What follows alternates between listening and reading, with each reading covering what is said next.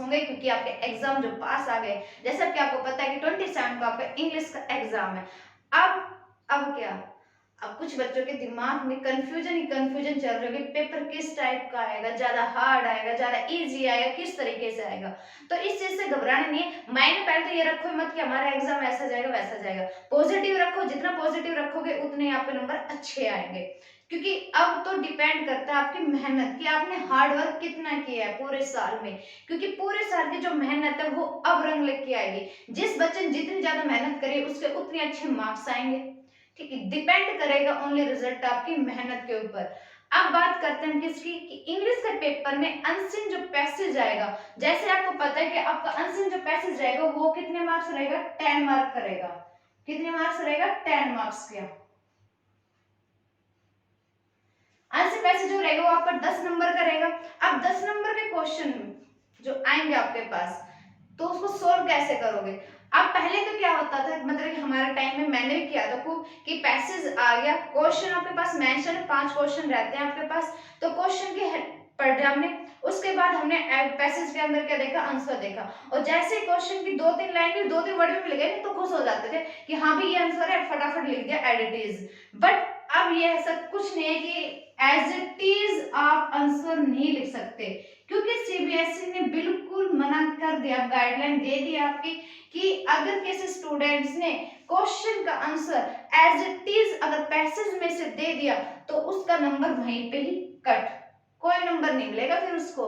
ये पहले चलता था भाई, रेक्टिफिकेशन वगैरह पहले चल गया, अब नहीं चलेगा। अब आपने बस अपना माइंड यूज करना है, अपनी कम्युनिकेशन स्किल को डेवलप करना है, अपनी लैंग्वेज में अपने टेंस का यूज करके आपको उन क्वेश्चन का आंसर देना है। तो स्टेप फर्स्ट क्या रहेगा हमारे पास, अब काफी बच्चों के दिमाग में रहेगा कि भाई हम पहले अपना टाइम बचाने के लिए पैसेज पढ़े या क्वेश्चन को रीड आउट करें, क्या करेंगे हम।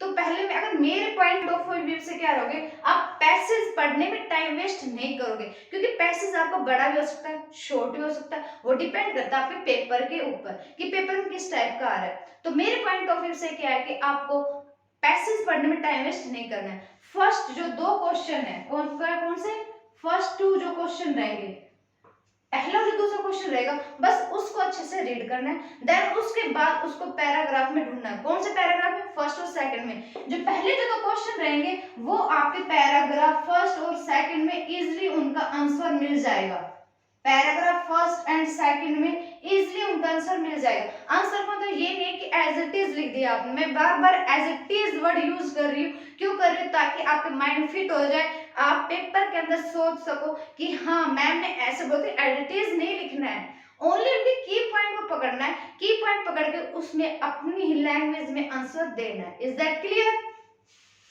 हमारे क्या रहेगा स्टेप फर्स्ट तो हो गया हमारे पास कि पहले 2 क्वेश्चन पढ़ना है, उसके बाद पैराग्राफ फर्स्ट और सेकंड में उनको देखना है, और जो उनके की पॉइंट है उनको पकड़ के आंसर को अपनी लैंग्वेज में लिखना है, अपने टेंस का यूज करना है, अपनी कम्युनिकेशन स्किल को डेवलप करके तब आंसर देना आपने। ठीक है, जरूर नहीं कि दोनों का जो आंसर रहेगा वो सेम रहेगा, अलग अलग रहेगा, कुछ मिलता जुलता ही मिलेगा आपको। ठीक है, उसके बाद है स्टेप सेकंड। भाई पहले 2 क्वेश्चन हमने कर लिए, अच्छे से हमारे हो गए, अब क्या बचता है हमारे पास, 3 क्वेश्चन बनेंगे, थर्ड, फोर्थ और फिफ्थ। ठीक है, जो आपको किस बेस पर है, ग्रामर बेस पे मिलेंगे आपको। जैसे कि आपको मिल गया या तो अपोजिट वर्ड पूछ सकते हैं आपसे, या उस पैराग्राफ का क्या पूछ सकते हैं, टाइटल पूछ सकते हैं आपको। इनको देख के आपने गिव अप नहीं करना है कि पैसेज को वहीं पर छोड़ दिया। ठीक है, ये बिल्कुल इजी रहते हैं, बस थोड़ा सा लैंग्वेज का ऊपर नीचे रहेगा भाई, ऐसा नहीं रहेगा कि आपको एज इट इज पैराग्राफ में से वर्ड मिल गए, हाँ भाई ठीक है इसका सेम ये हो गया हमने लिख दिया, ऐसा नहीं रहेगा।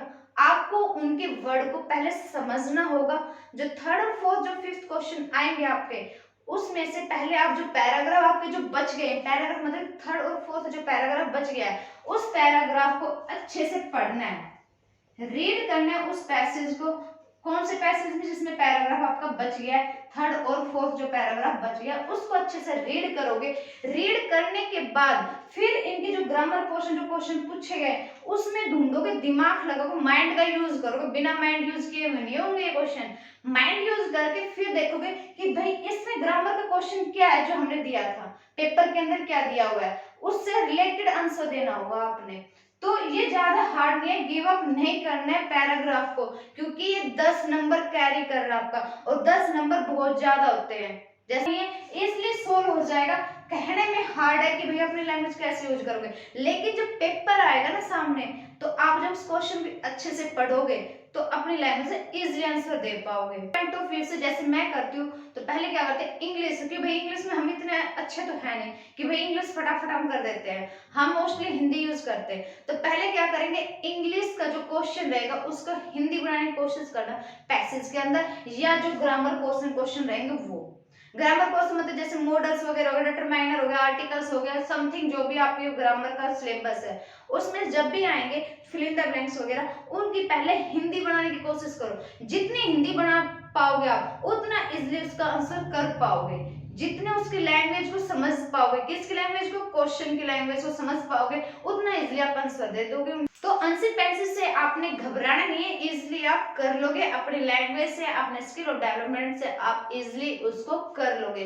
गिव अप नहीं करना है, छोड़ना नहीं है। आपका एग्जाम 27 अप्रैल को है, इंग्लिश का है। Best of luck. I hope आप सबने अपनी तैयारी अच्छे से कर भी ली होगी और उसको रिवाइज कर भी लिया होगा। मल्टीपल जितना रिवीजन करोगे उतने आपके लिए बेस्ट रहेगा। मल्टी क्वेश्चन को पढ़ना है, देन उसके बाद पैसेज को, ठीक है। पहले पैसेज मत पढ़ना, पैसेज पढ़ोगे फिर क्वेश्चन पढ़ोगे, देन क्वेश्चन पढ़ने के बाद फिर पैसेज पढ़ोगे, ऐसा टाइम वेस्ट नहीं करना। अपना टाइम जितना हो सके उतना आपने सेव करना है, बचाना अपने टाइम को। तो टाइम कैसे बचेगा, पहले आप पैसेज में से क्वेश्चन जो आपके पास गिवन क्वेश्चन को पढ़ो, फटाफट पैराग्राफ में जाओ, पैराग्राफ में से अपने क्वेश्चन की पॉइंट को पकड़ो, हिंट ओनली हिंट, हिंट को पकड़ो।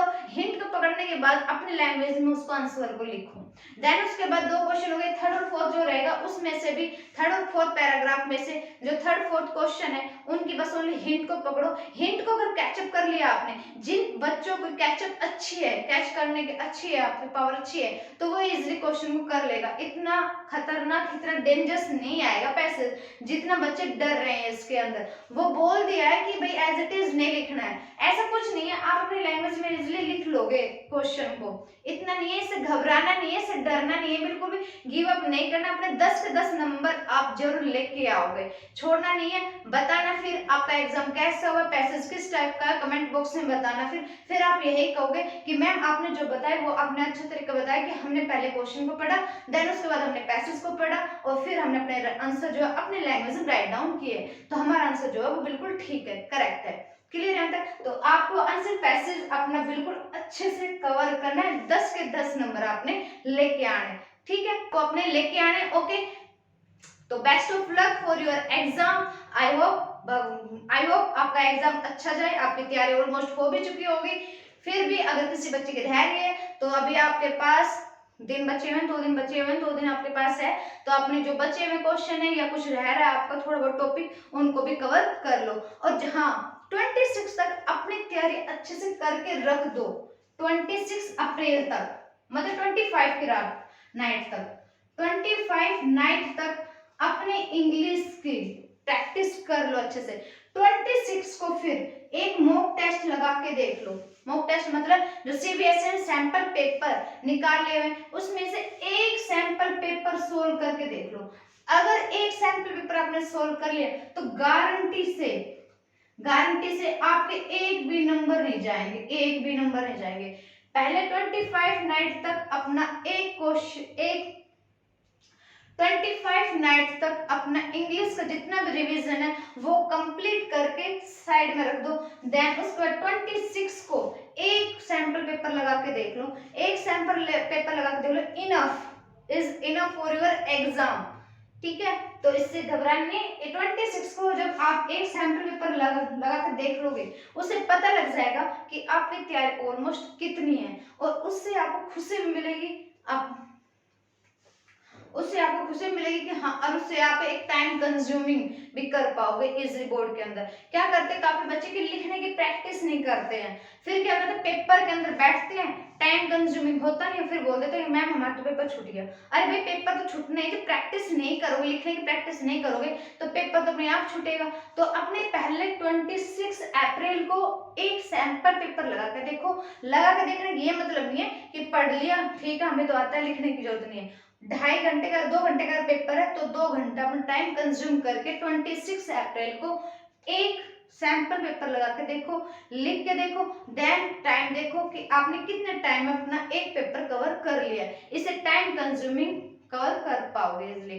ठीक, तो आई होप आज आपको ये समझ में आ गई होगी जो मैंने आज आपको ट्रिक बताई आंसर पैसेज की। अगर आपको ये क्लास अच्छी लगी है तो प्लीज इसको लाइक शेयर एंड सब्सक्राइब करना भी ना भूले। जितना आप लाइक